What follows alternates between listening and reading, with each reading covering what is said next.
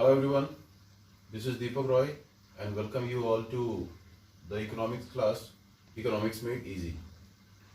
Today we are going to study government budget. First of all, we will know the meaning of government budget. Government budget का मतलब होता क्या है? Government budget means planning of the government for future. Planning of the government. Now you see, budget सबसे पहले हम ये देखेंगे कि दो तरीके के होते हैं. पहला तो है गवर्नमेंट बजट एंड दूसरा है private budget. But we are going to read only is government budget. There are basic differences between government budget as well as private budget. क्या डिफरेंस है दोनों में? डिफरेंस ये है, government first of all decides its expenses and then decides its receipts, whereas privates they first of all decides their receipts, revenue and then they decide their expenditure. Now जो proper meaning है budget का वो हम देखेंगे क्या होता है. Government budget means it is a financial statement of previous year, revised of the current year and estimated of the upcoming year. ठीक है, that is known as government budget. अब government budget जो है कितने तरीके के होते हैं? Government budget is of two types. First one is state budget and the second one is central budget. Central budget as per the article 112 has to be presented before Lok Sabha and Rajya Sabha, both the houses of parliament, and state budget as per the article 202 has to be presented before state legislative assembly. Now अब दिमाग में question आता है कि budget बनाते क्यों है, budget बनता क्यों है ना. तो हम सबसे पहले देखेंगे क्या, under the heading objective of government budget. Under the heading objective of government budget उसमें सबसे पहला आएगा रीएलोकेशन ऑफ रिसोर्सेस.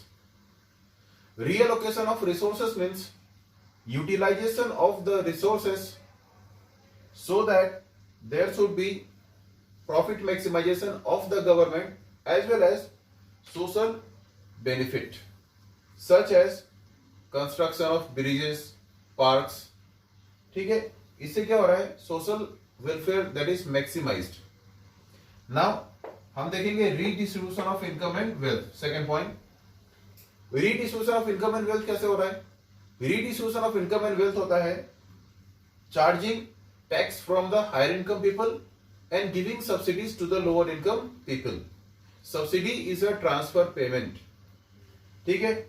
नाउ अब हम बात करेंगे कि जो रीडिस्ट्रीब्यूशन ऑफ इनकम है ये इंपॉर्टेंट क्यों है. Redistribution of income is important to uplift the living standard of poor people. ठीक है, and to remove the gap differences between poor class and rich class of the society. Now जो third point है that is economic stability. Economic stability क्या है? Economic stability means government keeps inflation and recession under control, या फिर हम ये बोल सकते हैं कि government price as well as employment दोनों का बैलेंस बना के चलती है. ठीक है, that is known as economic stability. Economic stability में मैंने दो वर्ड्स का जिक्र किया है. I have used two words that is inflation and recession.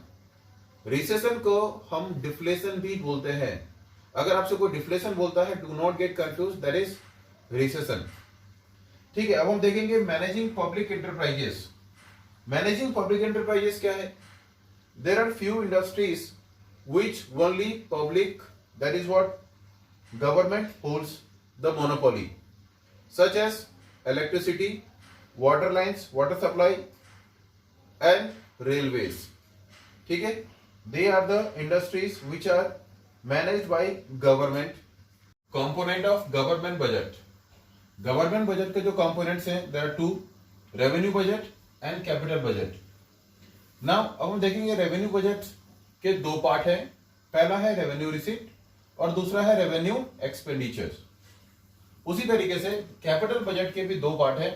पहला है capital receipt और दूसरा है capital एक्सपेंडिचर्स. सबसे पहले अब हम इनमें से डिस्कस करेंगे revenue receipts.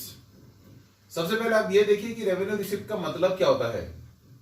Revenue receipt means the receipts of government which neither reduces asset nor increases liability of the government. ना तो गवर्नमेंट के एसेट को कम करता है, न ही गवर्नमेंट की लाइबिलिटी ये बढ़ाता है. That is known as revenue receipts. Revenue receipt में सबसे पहले हम देखने जा रहे हैं रिसिप्ट फ्रॉम टैक्स.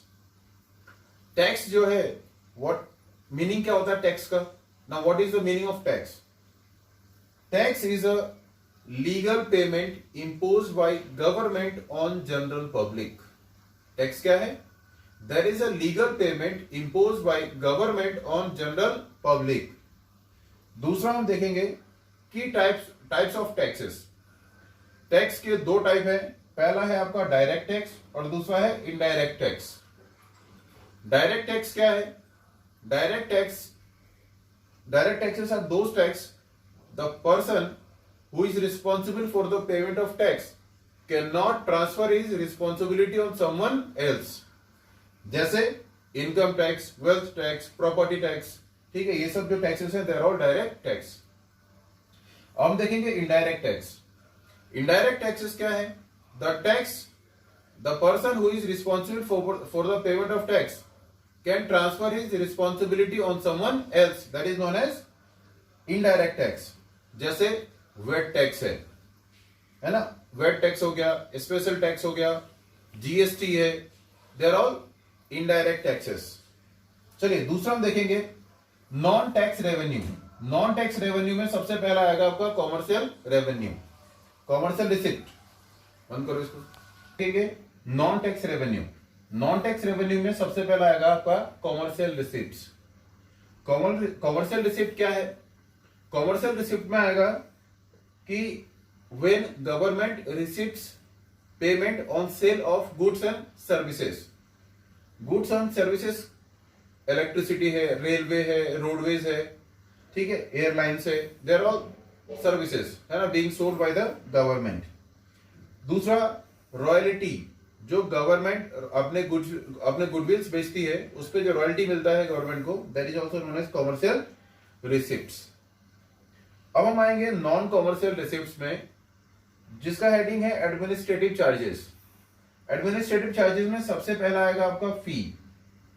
फी क्या है? Fee is the payment made to the government, या फिर आप बोल सकते हैं received by the government for rendering its services. जैसे registration charges, fee, school fee वगैरह हो गया, कॉलेज फी है, they are all under fee category. दूसरा हम देखेंगे फाइन. फाइन भी आप बोल सकते हैं, आप पेनल्टी भी बोल सकते हैं. फाइन या पेनल्टी किस लिए होता है? Just the person who breaches law, जो भी लॉ या फिर रूल ब्रेक करता है गवर्नमेंट के, उनको जो पेमेंट करना है गवर्नमेंट को, that is known as fine and penalty. उसके बाद हम देखेंगे ईसिट. ईसिट का स्पेलिंग है ESCHEAT. ईसिट का मतलब होता है whenever a person dies without having any legal heirs. जिसका कोई भी लीगल वारिस नहीं होता है, अगर उनकी डेथ हो गई, then the property of that person goes to the government. उनकी प्रॉपर्टी गवर्नमेंट को जाती है. that is termed as क्या? that is termed as ईसिट.